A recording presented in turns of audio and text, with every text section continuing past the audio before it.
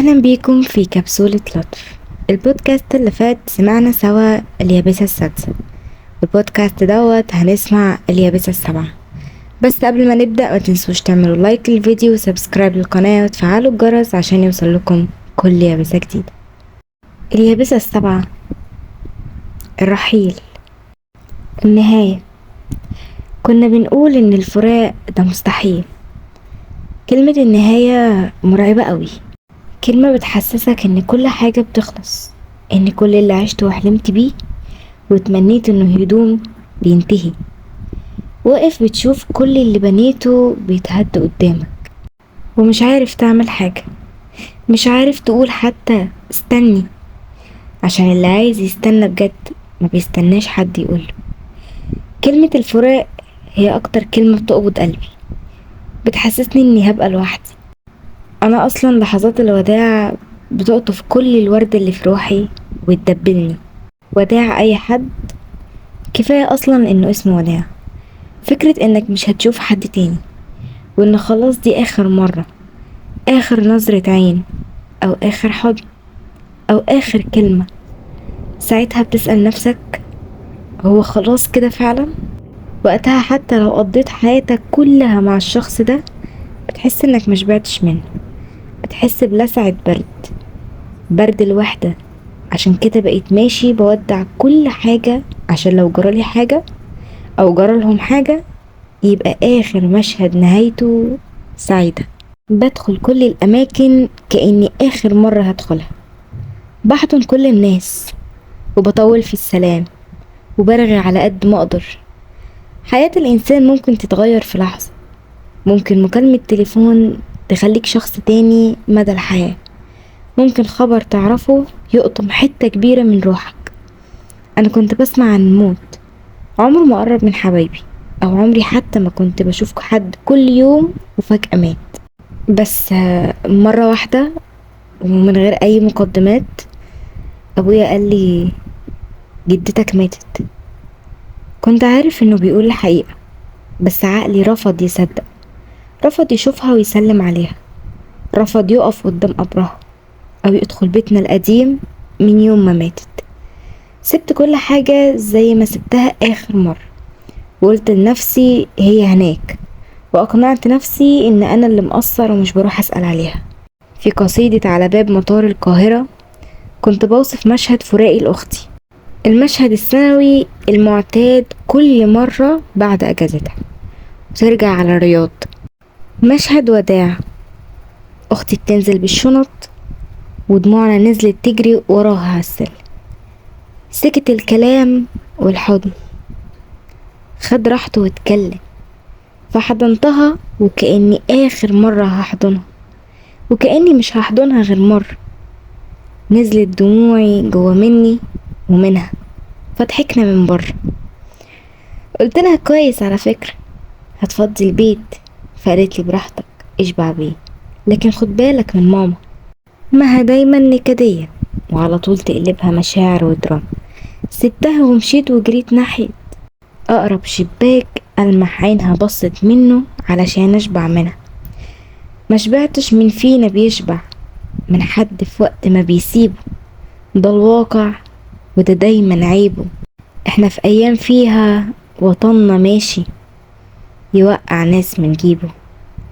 عندي فوبيا من المطارات، مش مجرد فكرة ان في حد بحبه وفي بيني وبينه مسافة، فكرة اني مش هعرف اشوفه وقت ما احب. عشان كده لو بتشوف اللي بتحبهم وقت ما تبقى عايز فانت في نعمة كبيرة ربنا ما يحرمك منها. وانا في ثانوي كنت بهرب من المناسبات العائلية والتجمعات اللي فيها قرايبي. لما كبرت بقيت بشحت المناسبات اللي تجمعنا، وبقيت بقعد في وسطهم واضحك من قلبي واستطعم لقاهم وقعدتي معاهم وونسهم اللي عندي بالدنيا. اوقات الفراق بيعمل لك صدمة كده، بتحس ان عقلك هنج وتبقى عامل زي العيل الصغير لما يتوه في حد يبقى مش عارف يرجع بيته ازاي. عندما قالوا لي في المستشفى ان زوجتك ماتت لم اعرف حينها ماذا افعل. كنت اريد ان اذهب الى المنزل لاخبرها بما حصل، لكي تقول لي هي ماذا افعل. اول ما سمعت اغنية حماقي صابر على حالي ما كانتش معلقة معايا قوي، لحد ما سمعت فيها جملة بتقول: تاني يا قلبي تاني، هبقى لوحدي تاني. الجملة دي قسمت روحي نصين. حسيت ان عايزة اقوله ايوه ده انا، دي مشكلتي الابدية، ده فيلم الرعب اللي بشوفه كل يوم. انا بفضل اتنازل واجي على كرامتي واقدم السبت والحد واولع صوابعي ال10 شمع عشان مخسرش اللي بحبه. انا لو عملت اللي بحبهم بالمثل هصحى الاقيني عايش في الدنيا لوحدي. جيت في فترة كنت برمي ورا ظهري، اللي عايز يمشي الباب مفتوح. مشيت وما بصيتش ورايا، كنت مرتاح طول الفترة دي. بس قلبي رجع في كلامه، معرفتش اعيش لوحدي. كنت مرتاح بس ما كنتش عايش. كنت مرتاح من عذاب كرامتي اللي باجي عليها وقلبي اللي بحطه تحت رجليهم. مشكلتي اني لما بحب الفرامل بتسيب عندي، بنجرف وبحب بكل ذرة في جسمي وروحي، وللأسف ده كان دايما بيستغل ضدي. الناس كانت تشوف انا بحبها قد ايه وتسبب لي اذى بنفس القدر، وانا كنت شاري والله. رغم ده كله شاري وباقي عليهم، وبقول معلش وبعذرهم وبقول جايز المشكلة فيا. فضلت اعمل المستحيل عشان ارضيهم لحد ما المستحيل ده بقى الطبيعي، وما بقاش حد يحس بقيمة اللي بعمله او بالتعب اللي بتعبه عشان يبقوا مبسوطين. انا عمري ما كان عندي طلبات، ولا كنت عايز حتى اسمع كلمة شكر. انا كنت عايزهم يعاملوني زي ما بعملهم. كنت عايز اتحب وانا عايش، واحس بحبهم ده. مش لازم ابقى مرمي في مستشفى او بموت عشان احس ان في حد بيحبني وبيخاف عليا. كنت عايزة اعرف قد ايه انا مهم بالنسبة له، وقد ايه فارق معاهم. كنت لما ببقى متضايق قوي وكرامتي تنقح عليا واقول خلاص انا هقطع علاقتي بيهم، اجي اقول لهم امشوا، اخاف لا يمشوا فعلا. الحقيقة معرفش انا عشت ازاي بكل الضغط النفسي ده، بس انا كنت في حالة ادمان. وربنا يكفيكوا شر اللي بيحبك لما بيفوق ويختار كرامته. ساعتها بيحرق ذكرياتك كلها بجاز، بيرجعك غريب في لحظة، بيمسحك من حياته بلا رجعة. انا عارف ان الفراق الشر لابد منه وسنة من سنن الحياة، ومحدش دايم للتاني، وان حتى الفراق الدبلوماسي فراق برضه وبيوجع برضه. وعارف كمان ان في علاقات لازم تنتهي. مؤمن جدا ان الفراق ممكن يحصل بشكل ودي، بس كل ده مهما حصل مش هيقلل من وجع الفراق، مش هيحد من صدمتك وانت شايف كل حاجة بتنهار، عشان انت من الاول ما كنتش ناوي تيجي عشان تمشي. انت كنت عايز تقعد في القلب ده وتستقر وتكمل حياتك معاه.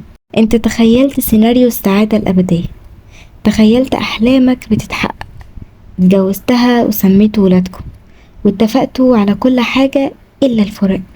محدش مننا بياخد باله وهو بيخطط لبكرة إن في خطة إلهية بالفعل موجودة، وإن في اسم ونصيب، وإن القلوب أرزاق. حتى الناس لما بيموت لها حد بتبقى مؤمنة إن ده قدر ربنا وإن دي حكمته وبترضى بيها، بس بتقولك هو بس وجع الفراق. عشان كده ربنا من رحمته خلق النسيان والصبر وخلى الدنيا تلاهي عشان محدش يفوق لأوجاعه، وإلا كانت هتبقى الحياة مستحيلة. في ديوان تفاصيل الوحدة والونس كانت آخر جملة في الديوان بتقول: اكتشفت بإن فعلا الفراق أحسن بداية، عشان ربنا وحده العالم. محدش عارف لو العلاقات اللي انتهت دي كانت كملت كان ممكن يبقى حال أصحابها ايه.